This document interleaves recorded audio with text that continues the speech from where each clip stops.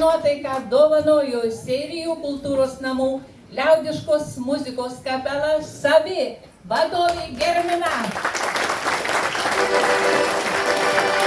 Alytaus miesto Vižgirio bendruomenės centro mišrus vokalinis ansamblis Jotvainiai vadovė Lina.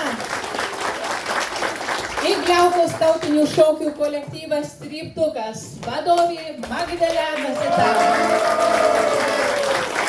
Ir aišku, Igliaukos kolektyvas Igla vadovas Romas.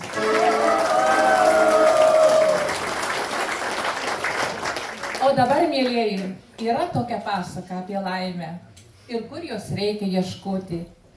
Dievai sukūrė žmonės ir paleido į pasaulį, tik laimę nusprendė paslėpti, kad žmonės netaptų galingesni už dievus.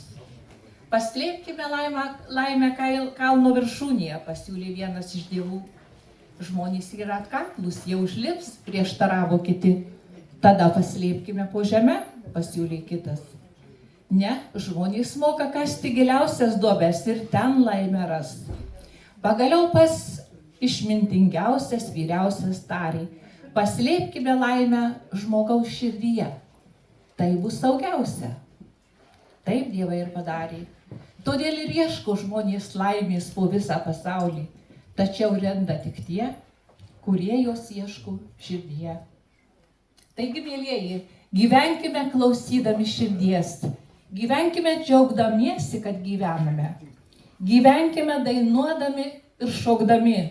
Sveikatos visiems, naujų darbų ir svarbiausia, ko linkėčiau mums visiems, taikos, mielieji. Ačiū visiems už dalyvavimą, aplodismentai kolektyvams.